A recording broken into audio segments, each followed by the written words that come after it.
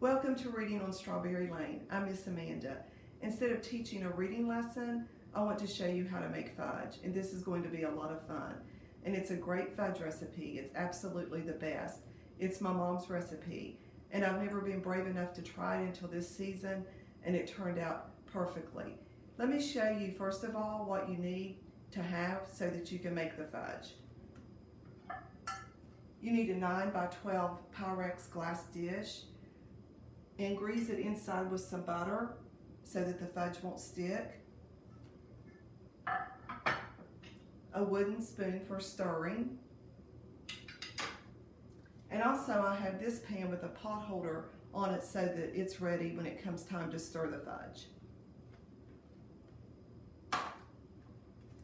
I use a thermometer, a cooking thermometer.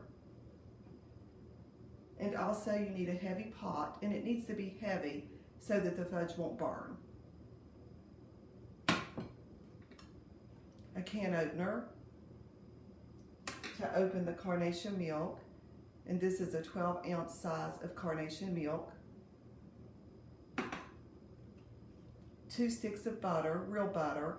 I like the Kerrygold butter.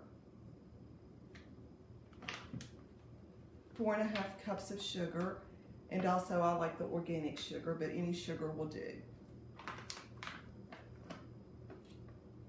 1 jar of marshmallow cream, 7 ounces. 2 tablespoons of creamy peanut butter. A teaspoon of vanilla. And 12 ounces of semi-sweet chocolate chips. A teaspoon to measure the vanilla with. Couple of big spoons, and a measuring cup, 1 cup. Okay, let's get started. I'm going to turn my stove on medium.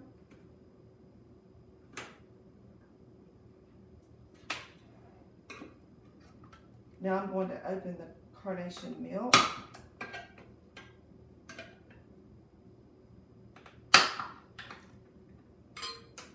And pour it in.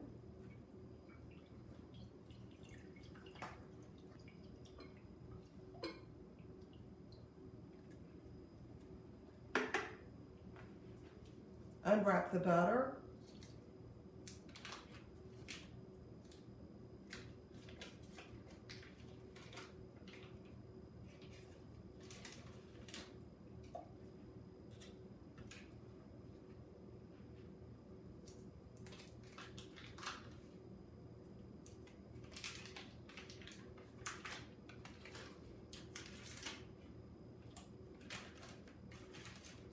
Now add the sugar.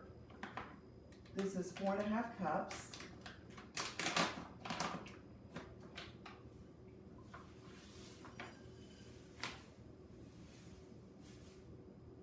Okay, 1 cup. 2 cups. 3 cups. 4 cups,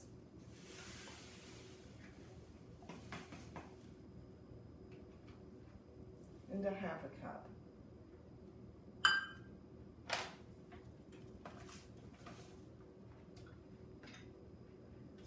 Now stir those ingredients.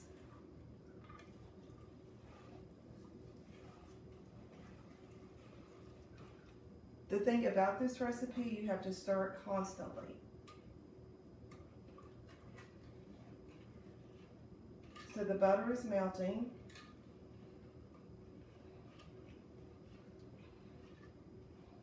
And I have to wait on this to boil. And then when it boils, I have to wait until my thermometer reaches 226 or 228 degrees. Now the fudge is boiling. It took it about 15 minutes to begin to boil. And I turned up my heat just a little bit past medium. And I put my thermometer in, and my thermometer needs to go up to about 227 degrees, well, 226 to 228, right in there. Now your thermometer may need to go up to 240 degrees. I think that depends on the altitude of where you live. And the whole time I'm stirring as it boils, just constantly. That's the key to good fudge, is to continually stir. And I'm watching my thermometer. It's getting close. It's on 220 degrees right now. It's been cooking for about, or boiling for about 3 minutes. Sometimes I have to wipe the condensation off the thermometer to be able to read it. It's about 225 degrees. The texture begins to change somewhat, and you can see that.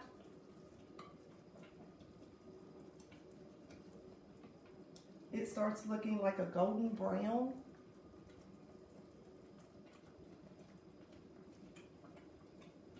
Keep stirring. You're going to absolutely love this fudge. I know that.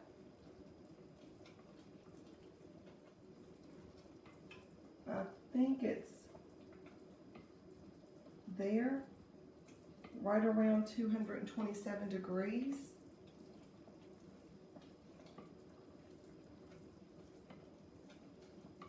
I'm going to take my thermometer out.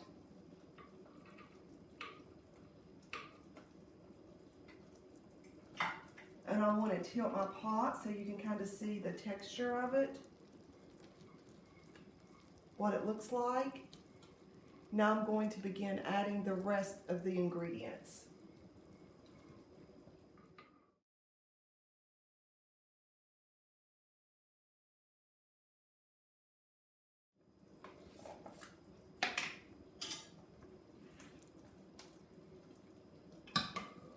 Add the ingredients rather quickly.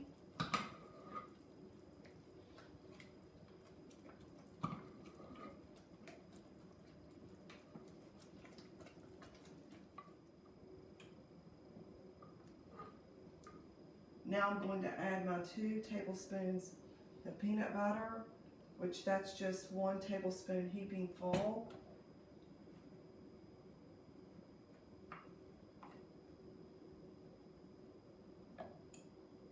Stir that in.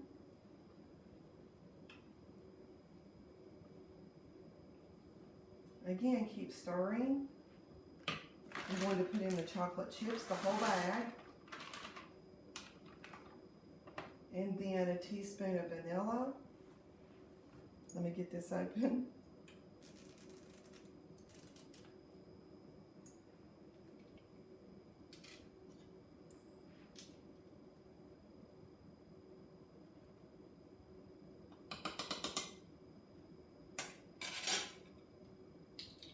Okay, that's it for the ingredients. All the ingredients are in there. I've been stirring the fudge for about 10 minutes off of the stove, and you'll do the same. You want to stir like constant and vigorously. Your arm may get tired, but you have to keep stirring for it to turn out really well. And sometimes while I was stirring, I take the spatula and clean the sides of the pot. That way all of the ingredients are mixed up really well.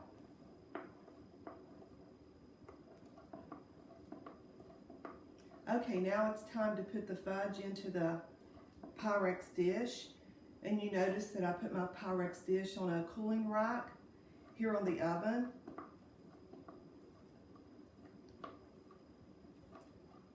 And I'm going to pour the fudge into my dish.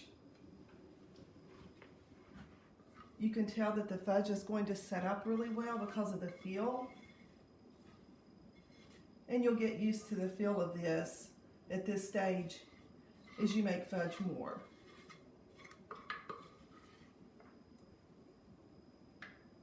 Okay, let me scrape. Ooh, the pot's hot. Let me scrape the pot. I want to get all of this delicious fudge out of this pot. Now I'm going to take the wooden spoon and spread it out into the dish. I can feel that the fudge is already wanting to set up, so I know it's going to turn out and be absolutely delicious. Now the fudge is going to set up. It will take it a few hours to set up, or you can give it a day to set up, either way. And then once it sets up, you can cut it into nice squares. If you want to make peanut butter fudge, let me give you this little tip.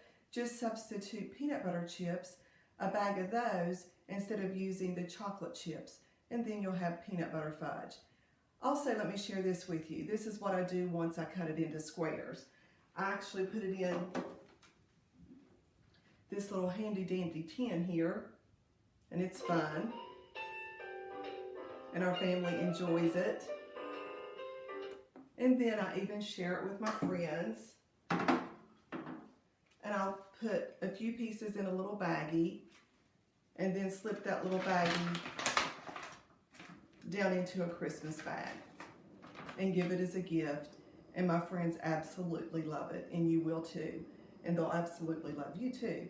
And I want to say thanks to Mom for the best fudge recipe ever.